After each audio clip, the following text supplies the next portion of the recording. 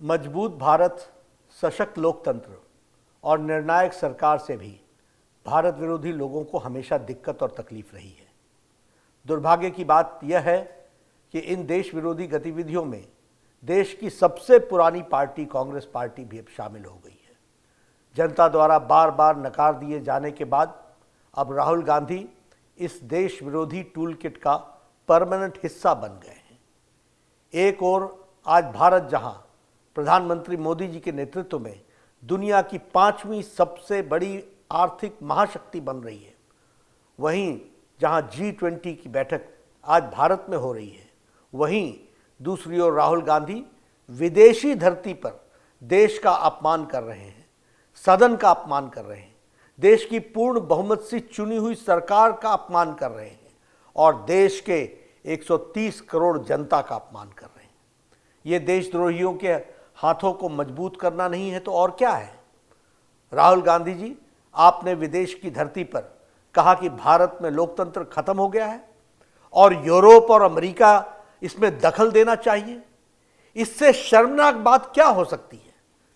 किसी दूसरे देश से भारत के आंतरिक मामलों में दखल देने की मांग करना भारत की संप्रभुता पर हमला है।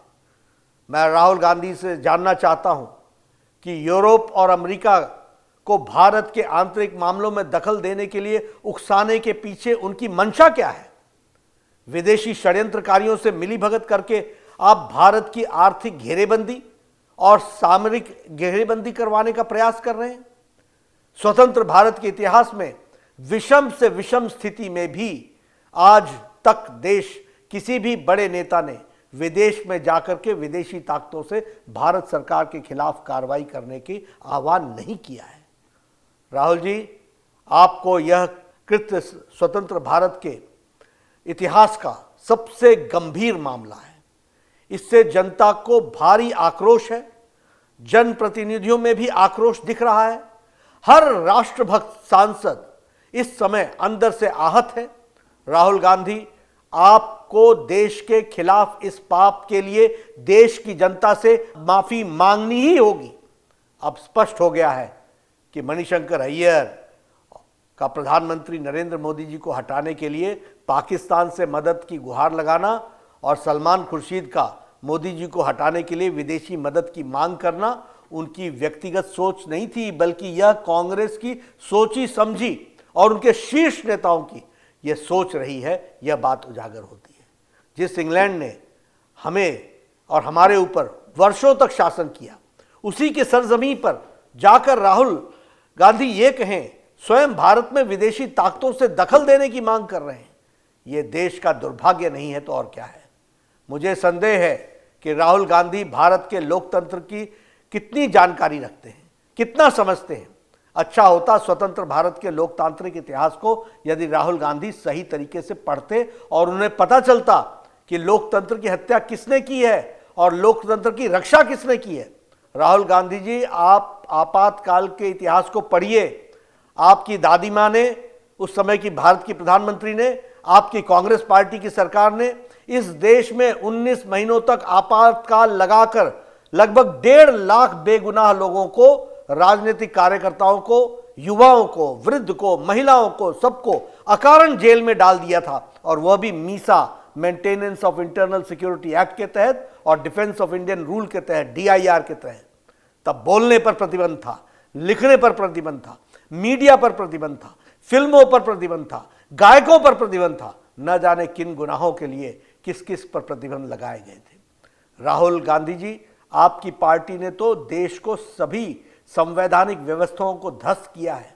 न्यायपालिका को भी कमजोर करने में कोई कसर नहीं छोड़ी थी।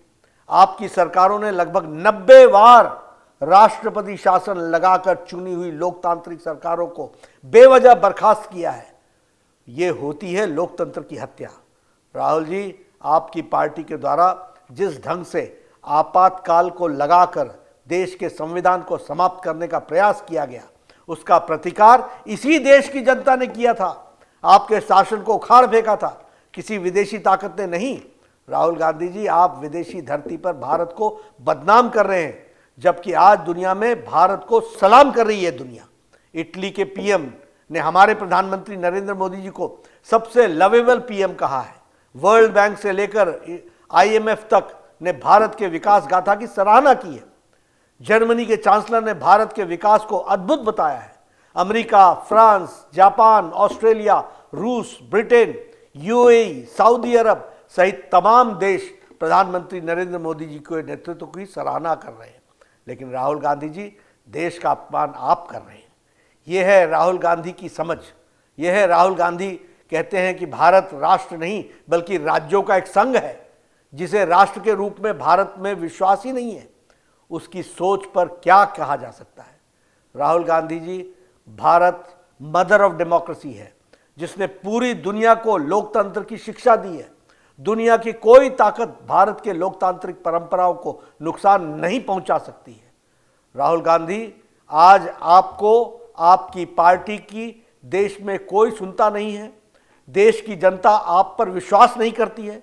यही कारण है कि आज आपकी पार्टी को देश से लगभग सफाया हो चुका है। जब भी भारत में संसद का सत्र शुरू होने वाला होता है, देश विरोधी टूलकिट गैंग अचानक से एक्टिव हो जाती है। कभी पेगासस की झूठी रिपोर्ट पब्लिश हो जाती है, कभी आंदोलन को भड़काया जाता है, कभी कोई डॉक्यूमेंट्री आ जाती है, कभी कोई विदेशी अखबार की रिपोर्ट को लेकर हंगामा किया जाता है। कहा जाता है कि ताली एक हाथ से नहीं बजती है, मगर मुझे ऐसा लगता है कि यह एक हाथ तो 7 समुद्र पार और दूसरा यहाँ के दोनों मिलकर के ऐसी ताली बजाते हैं, अपने देश को भी बदनाम कर रहे हैं। और मुझे इसमें कोई संकोच नहीं होता कि आखिर भारत विरोधी जॉर्ज सोरस और राहुल गांधी की भाषा एक जैसी क्यों है। आखिर क्यों पाकिस्तान और कांग्रेस की भाषा एक जैसी है। आखिर क्यों देश विरोधी कांग्रेस नेताओं की भाषा एक जैसी है। विदेशी ताकतें भारत में को कमजोर और मजबूर गठबंधन की सरकार चाहती है, ताकि वे अपनी आवश्यकताओं के अनुसार अपने फायदे में सरकार का उपयोग कर सकें।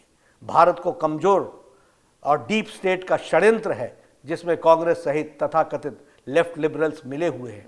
पर इस देश के करोड़ों देशभक्त नागरिक कांग्रेस और विदेशी षड्यंत्रकारियों की इन मंसूबों को कभी कामयाब नहीं होने देंगे। राहुल गांधी, आपको देश के खिलाफ इस पाप के लिए देश की जनता से माफी मांगनी ही होगी।